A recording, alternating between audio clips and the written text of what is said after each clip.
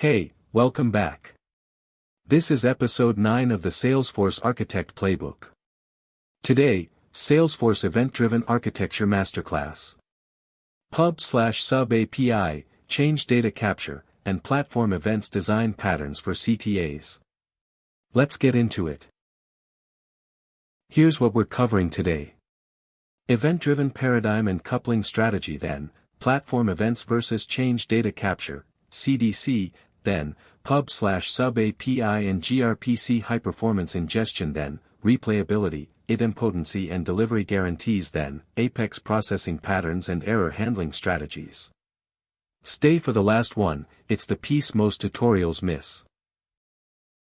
Let me explain this simply. Welcome back. Today we are tackling event-driven architecture, one of the most heavily scrutinized areas on the Certified Technical Architect Review Board. Selecting the wrong event pattern or ignoring event replay mechanics can instantly stall your enterprise integration design. I've used platform events before, but when should I recommend the new Pub/Sub API over traditional streaming API, and how do we prevent poison pill retries in Apex?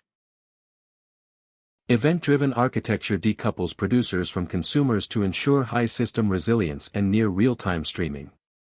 In modern Salesforce enterprise ecosystems, moving away from synchronous REST or SOAP APIs prevents strict request response locking and governor limit exhaustion. By utilizing streaming events, external platforms like MuleSoft, Kafka, or AWS can react to data changes without pulling Salesforce limits. However, designing event streams requires disciplined schema management and deep knowledge of event retention policies. Choosing between platform events and change data capture comes down to business intent versus data replication needs. Platform events are custom-defined payloads designed to signal specific domain events, such as order_fulfilled__, minimizing payload size and hiding internal schema details.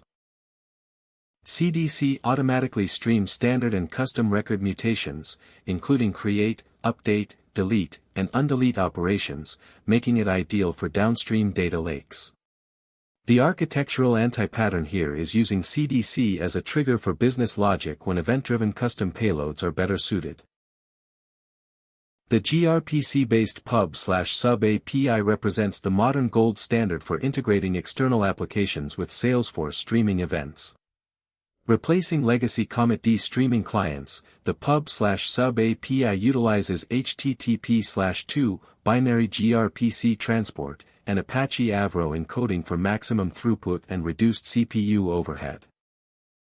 External subscribers can dynamically subscribe, publish, and fetch schema definitions directly using tight binary payloads.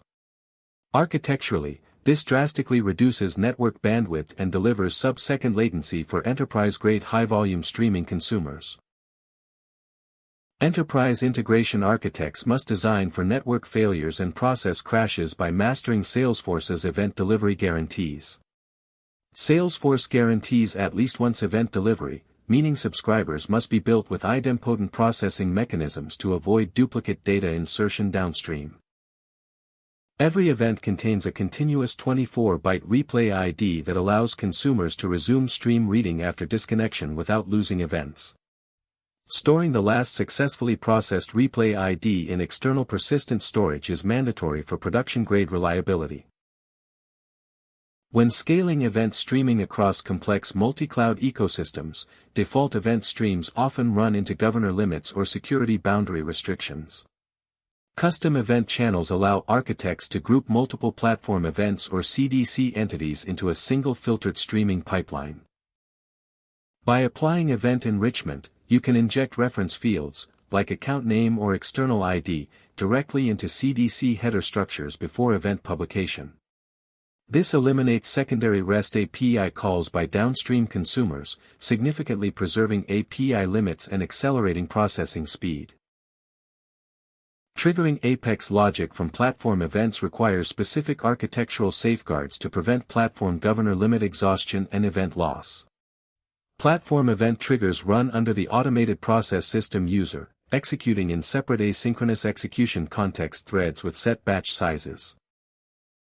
A common anti-pattern is throwing uncaught exceptions in event triggers, which requeues event batches and leads to infinite retry loops or stream blocking. Architects must use EventBus.TriggerContext.currentContext retries to gracefully handle transient failures and avoid unhandled event loop failures.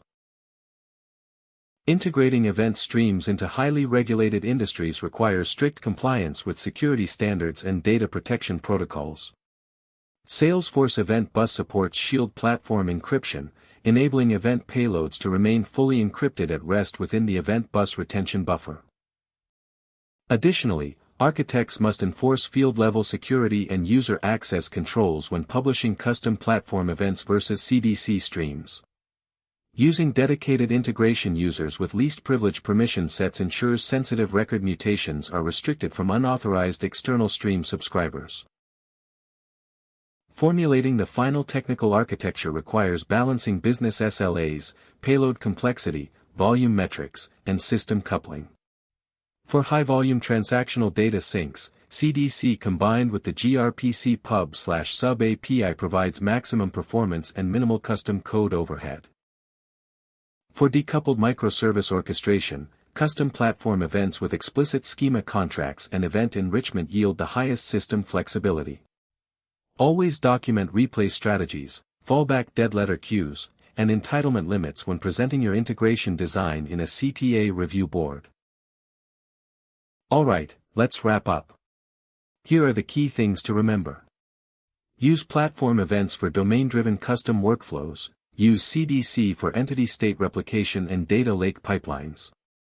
Adopt the gRPC pub/sub API over legacy CometD for binary efficiency, HTTP/2 multiplexing, and dynamic Avro schemas. Design downstream consumers for at least once delivery by embedding idempotency keys and persisting replay IDs. Implement explicit retry limits in Apex event triggers using EventBus.TriggerContext to prevent infinite poison pill loops. If this helped, hit like, it really helps the channel. Next up, Episode 10, Multi-org versus Single-org Architecture Strategies for Global Enterprises. See you tomorrow.